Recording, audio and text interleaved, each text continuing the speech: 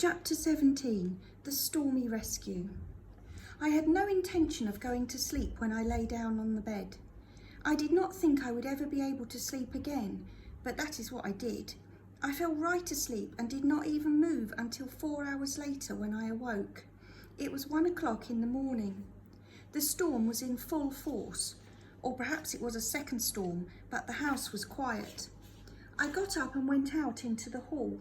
I could not hear anything but the sound of the rain and Hazeline's radio, which was sputtering with static beside her on the pillow. I went down the stairs one by one. I did not make a sound. I stepped on the part of the steps near the wall because Petey had told me that that was how burglars got upstairs unheard. I was just stepping into the hall when, without warning, the hall light went on. Aunt Millie was standing there in her bathrobe, squinting at me. "What's wrong?" she asked. "Nothing, I just didn't know what the time was." "Well," she looked closely at her watch, "it's just past 1 o'clock. I went to sleep in my clothes." "Well, you get on your pyjamas and go on back to bed. This is the first good sleeping night we've had and you mustn't let it go to waste." "Sure." "Well, go on back up the steps." She watched me go up 2 steps and then said, "Goodness, we've gotten on so well all summer. I'd hate for anything to happen right now before your parents got home." "Aunt Millie, did Uncle Fred get the fox?" "No." "Is he still out on the porch?" "In this rain? No, he's fast asleep in his bed like you ought to be." She waited until I was up the stairs and then she turned out the light. I went into my room and she called, "Are you getting into bed?" I lay down. "Yes." "And go to sleep." I lay in bed for a long time, still in my clothes, and then I got up very carefully. I walked over to the window and looked out at the tree Bubba and Fred Jr. used to run up and down all the time like monkeys. I could imagine them climbing up, laughing and racing around, going on all sorts of perilous limbs just to be the first out of the window. I opened the window, pushed out the screen and reached out into the rain and felt for the smooth spot Aunt Millie had told me was worn into the bark of the tree.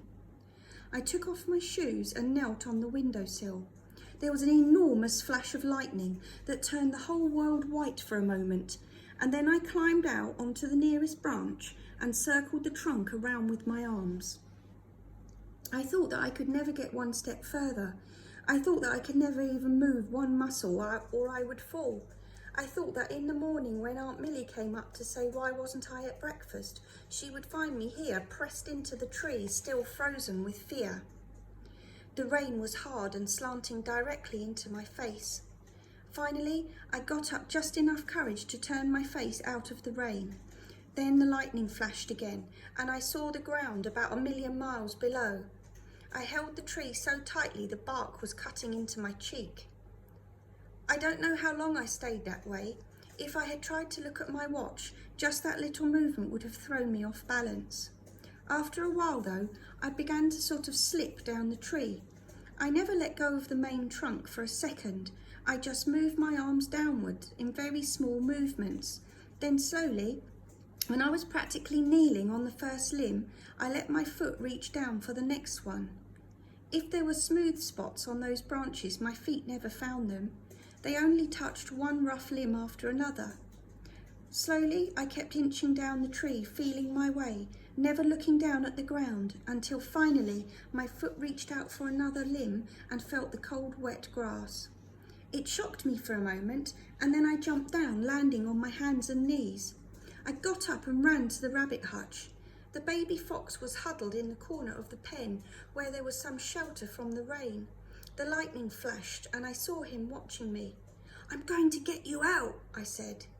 He crouched back further in the hutch. In the new flash of lightning, I looked on the ground for a rock and I saw at my feet a small dead frog. I knew that the black fox in all this rain had brought that frog here to her baby.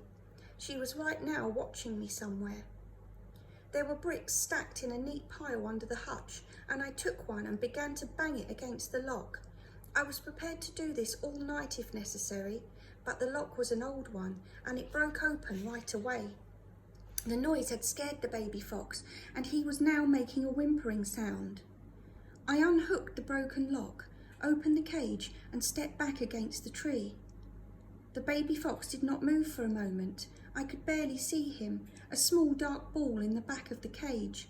He waited, alert and suspicious, and then, after a moment, he moved in a crouch to the door of the cage.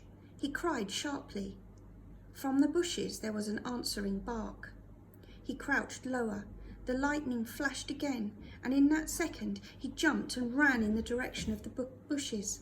He barked as he ran. There was an immediate answer, and then only the sound of the rain. I waited against the tree, thinking about them, and then I heard the black fox bark one more time as she ran through the orchard with her baby. And I thought, someday I will be in a famous museum, walking along on the marble floors, looking at paintings, and there will be one called Blue Flowers, and I will look at that for a while, and the next one will be Woman on the Beach, and I will look at that one for a while, and then I will glance at the name of the next painting, and it will be Fox with Baby at Midnight, and I will look up and my heart will stop beating, because there it will be, just the way it was this night. The black fox and her baby running beneath the wet, ghostly apple trees towards a patch of light in the distance. And I thought, leaning against that tree in the rain, if there is a picture like that, I hope sometime I will get to see it. Suddenly, the rain began to ease off, and I walked around the house. I had never been so wet in my life, and now that it was over, I was cold too, and I was tired. I looked up at the tree, and there didn't seem to be any point in climbing back, when in just a few hours everyone would know what I had done anyway. I went up on the porch and rang the doorbell. In all my life, I've never felt so dumb and foolish as I did barefooted, soaking wet on that slick porch at 2 o'clock in the morning, waiting for someone to come and answer the door. It was Aunt Millie in her cotton robe, who turned on the porch light and peered out through the side windows at me. I must have been an awful sight, like the poor little match girl, for she flung open the door at once and drew me in. "What are you doing out there? What are you doing?" "Who is it?" Uncle Fred asked as he came into the hall. He was pulling his pants up over his pyjamas. "It's Tom," Aunt Millie said. "I meant, who's at the door?" "Tom," she said again. "Tom?" "Yes, he was just standing out there on the porch." They both turned and looked at me, waiting for an explanation, and I cleared my throat and said, "Uncle Fred and Aunt Millie, I'm awfully sorry, but I have let the baby fox out of the rabbit hutch."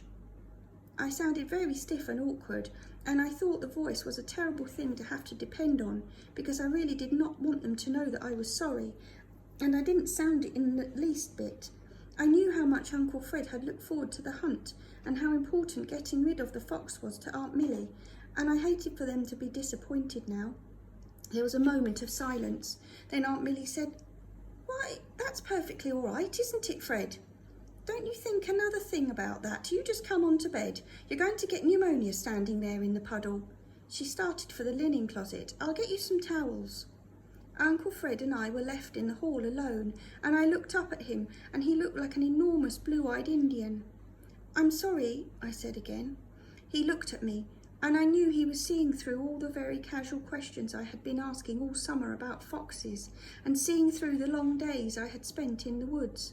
He was remembering the sorry way I had tried to keep him from finding the fox's den, and the way I had looked when we did find it. I think all those pieces just snapped into place right then in Uncle Fred's mind. And I knew that if there was one person in the world who understood me, it was this man who had seemed such a stranger. He cleared his throat. "I never liked to see wild things in a pen myself," he said. Aunt Millie came down the hall and threw a towel over my head and started rubbing. "Now get upstairs. I'm not going to have you lying in bed with pneumonia when your mother arrives." We went upstairs, she rubbing my head the whole way up, me stumbling over the steps, and Hazeline calling from her room, "Who was that at the door?" "Tom," Aunt Millie said. "Who?" "Me," I said. "Oh." We went into my room. "There," Aunt Millie exclaimed at the sight of the open window. "I knew it. I knew you'd be out there on that tree at the first opportunity." She shut the window with a bang. "There is no explaining a boy." She turned down my bed, went out and came back with a glass of milk. "I'm sorry about your turkey and hen," I said. "Oh, that. I bet you think I'm awful carrying on the way I did." "No." It was more the heat than anything else, like Fred says. Just don't think about it anymore. That fox and her baby are miles away from here now, and they'll never come back to bother my birds. That's one thing about a fox, he learns. She turned out the light and said, "It is starting to rain again. I declare we're going to be flooded out." And then she went downstairs.